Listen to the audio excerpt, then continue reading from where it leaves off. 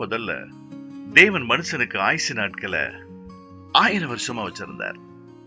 அதாவது 900 to 1000க்குள்ள.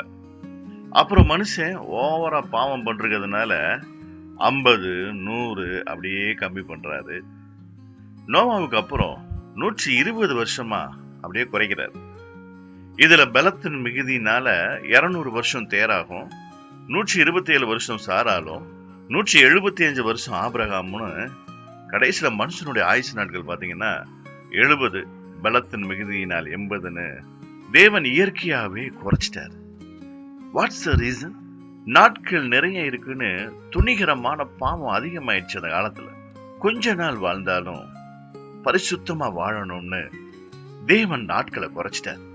இதுல ஜெயிச்சுட்டா, அதாவது பரிசுத்தமா வாழ்ந்துட்டா 1000 வருஷம் பழைய ஆயுசு நாட்களை மீண்டும் கொடுத்து இதே பூமியில 1000 வருட அரசாட்சி நடத்த போறார்.